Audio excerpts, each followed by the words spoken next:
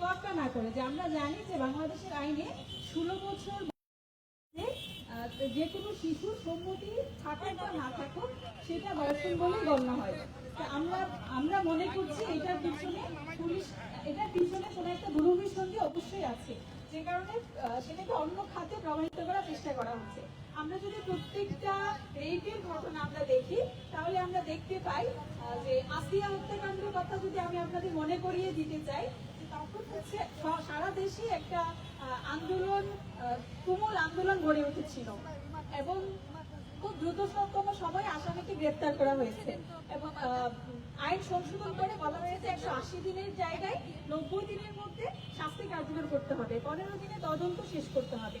এবং আমরা দেখেছি যে মিঠু শেখকে মৃত্যুদণ্ড দেওয়া হলেও সেটা কার্যকর কবে হবে সেটার ব্যাপারে এখনো পর্যন্ত আমরা কোনো ধরনের ক্লারিফিকেশন পাই নাই।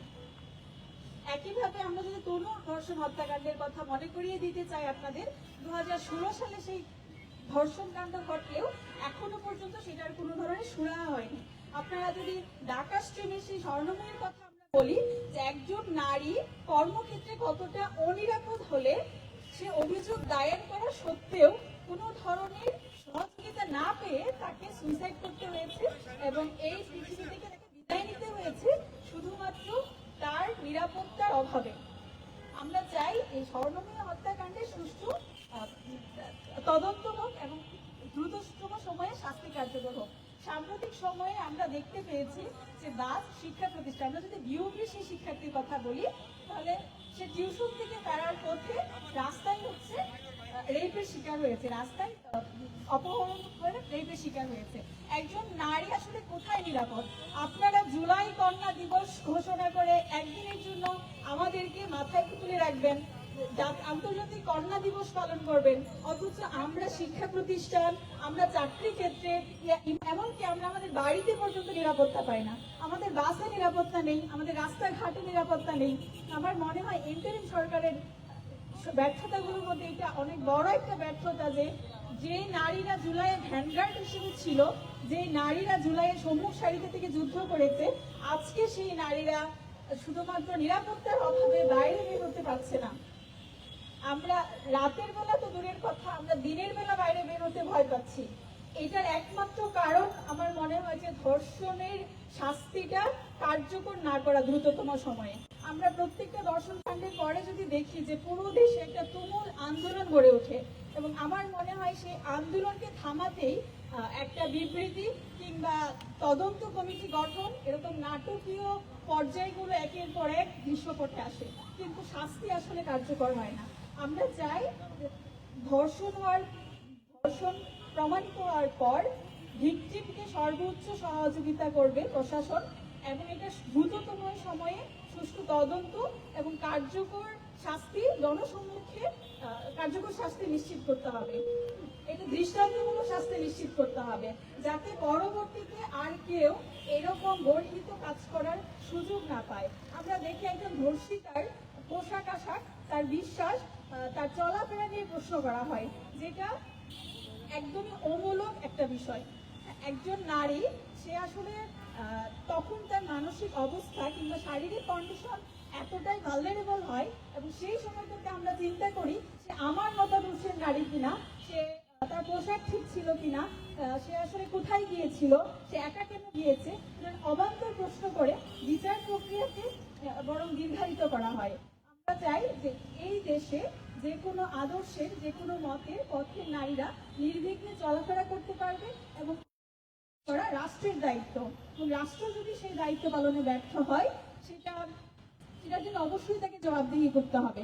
এবং আমরা জুলাইতে যে দীর্ঘ ফেসিবাদের অবসান ঘটাতে সক্ষম হয়েছি এবং যে আশা আকাঙ্ক্ষা নিয়ে আমরা অন্তর্বর্তীকালীন সরকার গঠন করেছি, সেই সরকার আমাদের যথেষ্ট নিরাপত্তা দিতে ব্যর্থ হয়েছে।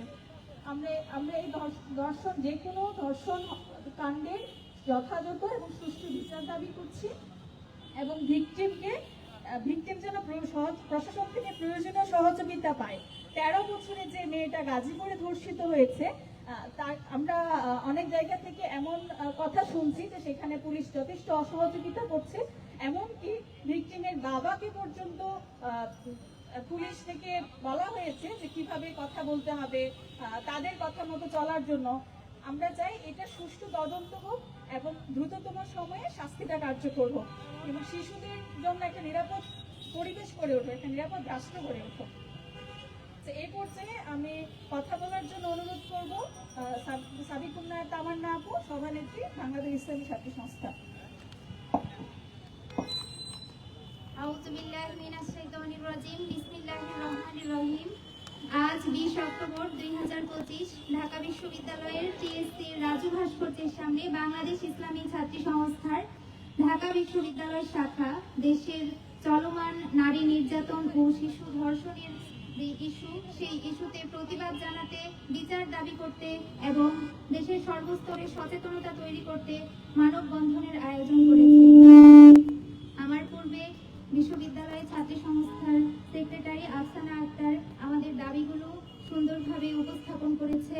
আমিও তার সাথে একাত্মতা পোষণ করে বলতে চাই, বিগত সময়ে যেভাবে নারী নির্যাতন দেশে হয়ে এসেছে সেভাবে আমরা কোনো নির্যাতনের বিচার দেখতে পাইনি এবং আমাদের সর্বমহল থেকেও আমরা আওয়াজ দেখতে পাইনি এবং আমাদের সমাজে সেভাবে সচেতনতাও তৈরি হয়নি। বিশেষ করে এই বেশ কিছুদিন ধরে যেন ধর্ষণের ঘটনা আরো বেশি বেড়ে গিয়েছে এবং শিশুরা পর্যন্ত এর শিকার হচ্ছে, যে ঘটনা অত্যন্ত দুঃখজনক এবং আমাদের জন্য মেনে নেওয়া অত্যন্ত কষ্টকর।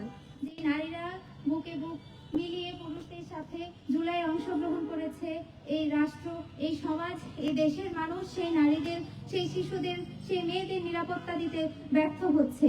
শিশু থেকে শুরু করে বৃদ্ধা পর্যন্ত প্রত্যেকটি নারী নিরাপত্তাহীনতায় ভুগছে। আমরা যদি দেখি গাজীপুরের 13 বছরের শিশুকে ধর্ষণের ঘটনাকে কিভাবে অন্যদিকে মোড় নেওয়ানোর চেষ্টা করা হচ্ছে, অথচ যেখানে উচিত ছিল সবাই মিলে সুষ্ঠু তদন্তের মাধ্যমে একটি বিচার নিশ্চিত করা, সেটি না করে আমরা দেখতে পাচ্ছি আমাদের প্রগতিশীলরা, সুশীলরা এই ঘটনায় চুপ করে আছে। আমাদের মেইন স্ট্রিম কোনো মিডিয়াতে আমরা সেই নিউজ দেখতে পাইনি। এমনকি পুলিশ প্রশাসন থেকে আমরা অসহযোগিতামূলক আচরণ দেখতে পাচ্ছি এবং সেই ঘটনাটিকে ধর্ষণ নয় বরং প্রেমের ঘটনা হিসেবে চালিয়ে দেওয়া হচ্ছে। এবং একজন 13 বছরের শিশু, বাংলাদেশের সংবিধান অনুযায়ী যে শিশু, তাকে তরুণী হিসেবে প্রমাণ করার চেষ্টা করা হচ্ছে। যে সকল ঘটনার তীব্র নিন্দা এবং প্রতিবাদ আমরা জানাচ্ছি এবং আমরা আহ্বান করছি, দাবি জানাচ্ছি এই ঘটনার দ্রুত তদন্তের মাধ্যমে অভিযুক্তদের শাস্তি নিশ্চিত করা। শুধু তাই নয়, আমরা দেখতে পেয়েছি দুর্গাপূজা চলাকালীন সময়ে গাজীপুরে একজন শিশু পুরোহিত কর্তৃক ধর্ষিত হয়েছে এবং খুব রিসেন্টলি গাজীপুরের শ্রীপুরে 9 বছরের একজন শিশু হিন্দু যুবক কর্তৃক ধর্ষিত হয়েছে। আমরা বলতে চাই, এসব ঘটনা কি কাকতালীয়ভাবে ঘটছে নাকি দেশের সাম্প্রদায়িক সম্প্রীতি নষ্ট করার লক্ষ্যে এসব ঘটনা উদ্দেশ্যমূলকভাবে ঘটানো হচ্ছে, সে বিষয়ে তদন্ত করা হোক, সে বিষয়ে সচেতনতা তৈরি করা হোক। তাছাড়াও আমরা দেখতে পাচ্ছি বিইউপির শিক্ষার্থীকে কিভাবে ধর্ষণের শিকার করা হয়েছে এবং এই দেশে নারী নির্যাতনের যে কোনো বিচার হয় না, কোনো ধর্ষণের যে বিচার হয় না, ধর্ষককে যে প্রকাশ্যে শাস্তি দেওয়া হয় না, তার ফলস্বরূপ আমরা দেখতে পেয়েছি কিভাবে স্বর্ণময়ীকে আত্মহত্যা করতে হয়েছে। আমার প্রশ্ন হচ্ছে, দেশে বিচার ব্যবস্থা, আইন ব্যবস্থা থাকতে একজন ভিকটিমকে কেন আত্মহত্যা করতে হবে? কেন অভিযুক্তকে শাস্তি না দিয়ে পুনরায় বহাল করা হবে তার আগের পদে? এই ঘটনার তীব্র নিন্দা ও প্রতিবাদ জানাচ্ছি এবং বিচার দাবি করছি। আমাদের সমাজে ট্রেন্ড হয়ে গিয়েছে, কোনো ঘটনায় যদি ফেসবুকে হাইপ না ওঠে সেটার কোনো বিচার হয় না, সেটা কারো নজরে আসে না। অথচ এমনটা হওয়ার কথা ছিল, থানায় অভিযোগ দেওয়া মাত্রই পুলিশ প্রশাসন, দেশের আইন বিভাগ, বিচার বিভাগ ভিকটিমকে সর্বোচ্চ সহযোগিতা করবে। বাধ্য হয়ে আমাদেরকে ফেসবুকে আওয়াজ তুলতে হচ্ছে, হাইপ তৈরি করতে হচ্ছে যেন ভিকটিমরা সহজে বিচার পায়। এই ট্রেন্ড থেকে বের হয়ে আসার আহ্বান জানাচ্ছি দেশের বিচার ও শাসন ব্যবস্থা সহ দেশের সকল সচেতন মহলকে। বরঞ্চ আমাদের দেশে এমন একটা সিস্টেম তৈরি করতে হবে যেখানে থানায় বিচার যাওয়া মাত্র, অভিযোগ দেওয়া মাত্র অভিযুক্তকে সর্বোচ্চ সহযোগিতা করা হবে। আমরা আরো দেখতে পেয়েছি, যখনই কোনো ধর্ষণের ঘটনা ঘটে তখন ভিকটিমের ছবি সহ, তার নাম সহ, পারিবারিক তথ্য সহ প্রচার করা হয়, যেখানে অভিযুক্তের কোনো তথ্য আমরা দেখতে পাই না। এই ঘটনার তীব্র নিন্দা জানাচ্ছি।